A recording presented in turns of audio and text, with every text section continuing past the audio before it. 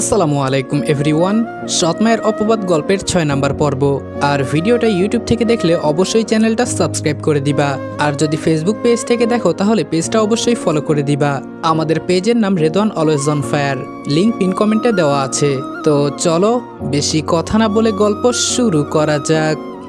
Dining টেবিলের চারপাশে তখন থমথমে নীরবতা। রহিমা খালা স্থির হয়ে দাঁড়িয়ে আছে, তার হাত কাঁপছে, কপাল বেয়ে ঘাম ঝরছে। রাকিব ধীরে ধীরে আবার বলল, ব্যাগটা আনেন এখনই। রহিমা খালা তোতলাতে লাগলো, আমি কিছু করি নাই বাবা। মাহবুব রহমান এবার কঠিন গলায় বললেন, যদি কিছু না করে থাকো তাহলে ভয় কিসের? আমিনা বেগমও শান্ত স্বরে বললেন, রহিমা ব্যাগটা এনে দেখাও, বিষয়টা শেষ হোক। রহিমা খালা আর কিছু না বলে ধীরে ধীরে রান্নাঘরের দিকে চলে গেল। পুরো ঘরে চাপা উত্তেজনা। রনির বুকের ভেতরটা এখনো ধরফর করছে। রনি নিচের দিকে তাকিয়ে শক্ত করে নিজের হাত চেপে ধরল। রাকিব সেটা খেয়াল করেছে। সে ধীরে রনির পাশে এসে দাঁড়িয়ে খুব আস্তে করে বলল, তুই কোনো চিন্তা করিস না, আমি থাকতে কেউ তোকে অপমান করতে পারবে না। রনি মুখ তুলে তাকালো, কিন্তু কিছু বলল না, শুধু চোখ দুটো অদ্ভুতভাবে ভিজে উঠল। কয়েক মিনিট পর রহিমা খালা ফিরে এলো, হাতে তার পুরনো বাদামি ব্যাগ।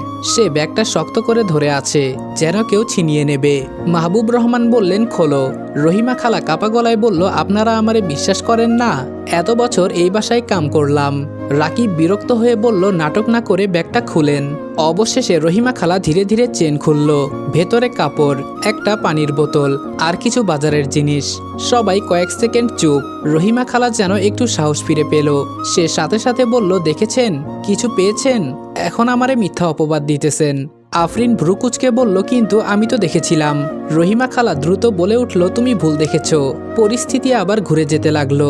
রনির বুকের ভেতরটা ধীরে ধীরে ঠান্ডা হয়ে আসছে। তার মনে হচ্ছিল হয়তো এবারও শেষ পর্যন্ত দোষটা তার ঘাড়েই পড়বে। ঠিক তখনই রাকিব হঠাৎ বলল, এক মিনিট, এই পাশের ছোট চেনটা খুলেন তো। রহিমা খালা মুহূর্তে থেমে গেল। তার চোখে স্পষ্ট ভয় ফুটে উঠল। রাকিবের চোখ শুরু হয়ে এলো, কি হলো, খুলতে সমস্যা কোথায়? রহিমা খালা এবার সত্যি ঘাবড়ে গেল। ওখানে কিছু নেই। মাহবুব রহমান গর্জে উঠলেন, তোমাকে খুলতে বলা হয়েছে, খোলো। কাঁপতে কাঁপতে রহিমা খালা ছোট চেইনটা খুলল। আর পরের মুহূর্তেই সবার চোখ বিস্ময়ে বড় হয়ে গেল। ভেতরে মোটা টাকার বান্ডিল। আমিনা বেগম হতবাক হয়ে বললেন, এই তো। মাহবুব রহমান দ্রুত টাকা গুনে দেখলেন, পুরো 50,000 টাকা। ঘরের বাতাস যেন এক মুহূর্তে জমে গেল। আফরিন অবাক হয়ে বলল, সত্যি খালা টাকা নিয়েছিল? রহিমা খালা হঠাৎ কাঁদতে শুরু করলো, ভুল হয়েছে ভাই, আমার ছেলের খুব অসুখ, টাকার দরকার আছিল। আমি ভাবছিলাম পরে আবার রেখে দিমু। মাহবুব রহমানের মুখ শক্ত হয়ে গেল। তিনি রেগে বললেন, তাই বলে চুরি করে? রহিমা খালা কান্না করতে করতে বলল, লোভে না ভাই, বাধ্য হইয়া। কিন্তু রাকিবের চোখে তখনও রাগ। সে ঠান্ডা গলায় বলল, টাকা নেওয়ার চেয়েও বড় অপরাধ কি জানেন? নিজের দোষ লুকানোর জন্য নির্দোষ মানুষের দিকে আঙ্গুল তোলা। কথাটা শুনে রহিমা খালা মাথা নিচু করে ফেলল। রনির বুকের ভেতরটা হঠাৎ ভারী হয়ে উঠল, কারণ এই দৃশ্যটা তার কাছে নতুন না। সব সময় কেউ না কেউ নিজের দোষ লুকাতে তাকে সামনে ঠেলে দিয়েছে। আমিনা বেগম ধীরে রনির দিকে তাকালেন। তার চোখে এবার অপরাধবোধ স্পষ্ট। তিনি বললেন, রনি বাবা, আমরা তোকে সন্দেহ করিনি ঠিকই, কিন্তু তোর খারাপ লাগছে নিশ্চয়ই। রনি শান্ত গলায় বলল, আমি অভ্যস্ত আন্টি। মাত্র 3টা শব্দ, কিন্তু শব্দগুলোর ভেতরে লুকিয়ে থাকা কষ্টটা যেন পুরো ঘরটাকে নীরব করে দিল। রাকিব দাঁতে দাঁত চেপে রহিমা খালার দিকে তাকালো। তার নিজেরই খারাপ লাগছিল। রনিকে আবারও এমন পরিস্থিতির মুখোমুখি হতে হলো। মাহবুব রহমান গভীর শ্বাস নিয়ে বললেন, রহিমা, তুমি আজকে থেকে আর এই বাসায় কাজ করবে না। রহিমা খালা কাঁদতে কাঁদতে বলল, ভাই, আমারে মাফ কইরা দেন। কিন্তু মাহবুব রহমান আর কিছু বললেন না। রহিমা খালা ধীরে ধীরে বেরিয়ে গেল। বিকেলের নরম আলো তখন জানালার ফাঁক দিয়ে ঘরের ভেতরে ঢুকছে। রনির সাথে একটু আড্ডা দেওয়ার জন্য ধীর পায়ে ওর রুমের দিকে এগিয়ে যায় রাকিব। কিন্তু দরজার সামনে পৌঁছতেই ভেতরের দৃশ্য দেখে হঠাৎ থমকে দাঁড়ায় সে। রনি চুপচাপ নিজের পুরনো ব্যাগটা গোছাচ্ছে। চোখে মুখেও নেই কোনো অনুভূতির ছাপ। খুব যত্ন করে সে শুধু সেই পোশাকগুলোই ব্যাগে রেখেছে, যেগুলো এই বাড়িতে প্রথম আসার সময় সঙ্গে করে এনেছিল। আর মাহবুব রহমানের কিনে দেওয়া নতুন পোশাকগুলো বিছানার একপাশে সুন্দর করে ভাঁজ করে রাখা, যেন সেগুলোর ওপর তার আর কোনো অধিকার নেই। দৃশ্যটা দেখে রাকিবের বুকের ভেতরটা হঠাৎ কেমন মোচড় দিয়ে ওঠে। কিছুক্ষণ দরজার সামনেই নিশ্চুপ দাঁড়িয়ে থাকে সে। তারপর রুমের ভেতর আসতে আসতে বলল, কি ব্যাপার, তুই ব্যাগ গোছাচ্ছিস কেন? রনি ঠান্ডাভাবে উত্তর দিল, চলে যাব। রাকিব এটা শুনে কয়েক সেকেন্ড স্থির হয়ে দাঁড়িয়ে রইল। মনে হলো কথাটা ঠিকমতো কানে ঢুকছে না। ও অবাক হয়ে জিজ্ঞেস করলো, মানে কোথায় যাবি তুই? রনি ব্যাগে কাপড় ভাঁজ করতে করতেই শান্ত গলায় বলল, যেখানে থেকে এসেছিলাম সেখানেই। রাকিব বিরক্ত গলায় বলল, হঠাৎ এইসব নাটক কেন শুরু করেছিস? রনি থেমে গেল, তারপর আস্তে করে মাথা তুলে তাকিয়ে বলল, নাটক না ভাই, আমি এখানে যতদিন থাকবো ততদিন এসব চলতেই থাকবে। আজকে টাকা, কালকে অন্য কিছু। বারবার তোদের জন্য সমস্যার কারণ হতে চাই না। রাকিব এক দৃষ্টিতে ওর দিকে তাকিয়ে রইল। ছেলেটা এত শান্তভাবে কথাগুলো বলছে, অথচ সেই শান্ত গলার আড়ালে জমে আছে বছরের পর বছর চাপা কষ্ট। রাকিব কি করবে বুঝতে পারছে না। ও এক দৌড়ে মাহবুব রহমানের রুমে গিয়ে ওনাদের উদ্দেশ্যে বলে, আব্বু আম্মু তাড়াতাড়ি চলো, দেখে যাও রনি কি করছে। ও নাকি এই বাড়ি ছেড়ে চলে যাবে। রাকিবের কথা শুনে মাহবুব রহমান আর আমেনা বেগম দুজনেই চমকে উঠলেন। কি বলছিস তুই? আমেনা বেগম প্রায় আতঙ্কিত গলায় বলে উঠলেন। রাকিব বলল, আমি মিথ্যা বলছি না আম্মু, ও সত্যি ব্যাগ গোছাচ্ছে। কথা শেষ করে রাকিব আবার দ্রুত রনির রুমের দিকে চলে গেল। মাহবুব রহমান আর আমেনা বেগমও পেছন পেছন এলেন। রুমে ঢুকতেই দেখা গেল রনি তখনও কাপড় গুছিয়ে ব্যাগের চেন লাগাচ্ছে। আমেনা বেগমের বুকটা হঠাৎ কেঁপে উঠল। রনিকে তিনি তার সন্তানের মতো দেখেন, সেই সন্তান তাদের ছেড়ে চলে যাবে। আমেনা বেগম বললেন, রনি বাবা, এসব কি? রনি একটু থামল, তারপর নিচের দিকে তাকিয়ে শান্তস্বরে বলল, আমি চলে যাচ্ছি আন্টি। মাহবুব রহমান গম্ভীর গলায় বললেন, কোথাও যেতে হবে না তোকে।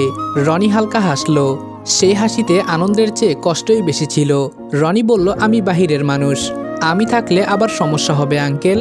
আজকে যা হলো, কালকে আবার অন্য কিছু হবে। কথাগুলো শুনে ঘরটা আবার নিস্তব্ধ হয়ে গেল। রাকিব দাঁতে দাঁত চেপে বলল, সবসময় পালিয়ে যাওয়াটাই সমাধান নাকি? রনি এবার প্রথমবারের মতো একটু জোরে বলল, তাহলে কি করব আমি? প্রতিদিন অপেক্ষা করব কখন আবার কেউ আমার দিকে আঙ্গুল তুলবে? আমেনা বেগম ধীর গলায় বললেন, আমরা তো তোমাকে একবারও দোষী বলিনি রনি। রনি শান্ত স্বরে বলল, একটা সত্যি কথা বলবেন আন্টি? একবারের জন্য কি আপনার মনে হয়নি যে টাকাটা আমি নিয়েছি? রনির প্রশ্ন শুনে আমেনা বেগম চুপ হয়ে গেলেন। ধীরে ধীরে মাথা নিচু করে ফেললেন তিনি। কি উত্তর দেবেন কিছুই বুঝে উঠতে পারছেন না তিনি। রহিমার কথাগুলো শুনে তিনিও তো মনে মনে একবার ভেবেছিলেন হয়তো সত্যি টাকাটা রনি নিয়েছে। আমেনা বেগমের মাথা নিচু দেখে রনি বলল, কোনো ব্যাপার না আন্টি, আমি কষ্ট পাইনি। যেখানে নিজের বাবা অন্য কারো কথা বিশ্বাস করে সেখানে আপনাদের মনে হওয়া অসম্ভব কিছু না। মাহবুব রহমান ধীরে ধীরে রনির সামনে এসে দাঁড়ালেন, তারপর খুব শান্ত গলায় বললেন, তুই কি সত্যিই মনে করিস আমরা তোকে বোঝা ভাবি? রনি কোনো উত্তর দিল না। মাহবুব রহমান দীর্ঘশ্বাস ফেললেন, তারপর বললেন, জীবনে অনেক মানুষ দেখেছি বাবা, কিন্তু তোর মতো এত চুপচাপ কষ্ট সহ্য করা ছেলে খুব কম দেখেছি। আজকের ঘটনার পর যদি তুই চলে যাস তাহলে সেটা আমাদের ব্যর্থতা হবে। আমেনা বেগমের চোখ ভিজে উঠল। তিনি ধীরে রনির মাথায় হাত রেখে বললেন, তুমি এই বাসায় অতিথি না রনি, পরিবারের একজন।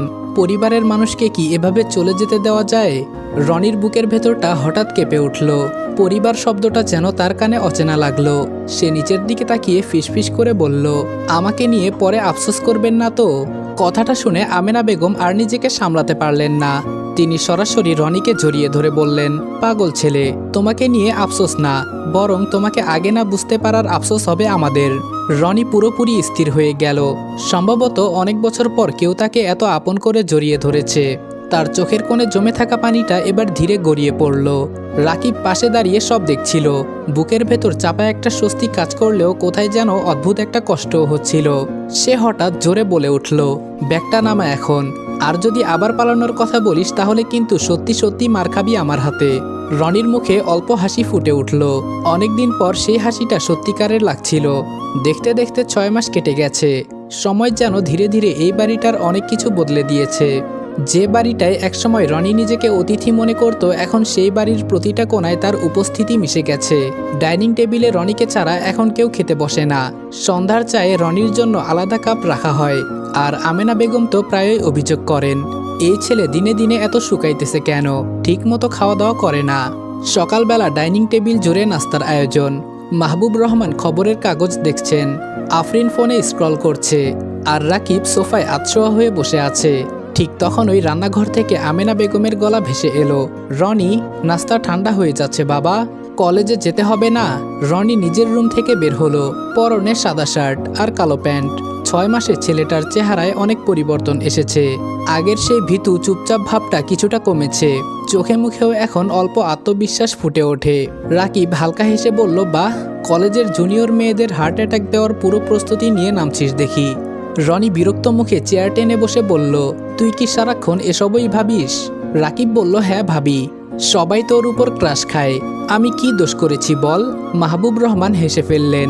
রনি মাথা নিচু করে নাস্তা খেতে লাগলো, কিন্তু ঠোঁটের কোণে চাপা হাসিটা লুকাতে পারল না।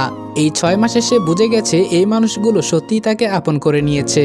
নাস্তা শেষ করে সবাই যখন যার যার কাজে ব্যস্ত হয়ে পড়েছে, তখন রনি ও রাকিব নিজেদের ব্যাগটা কাঁধে তুলে দরজার দিকে এগিয়ে গেল।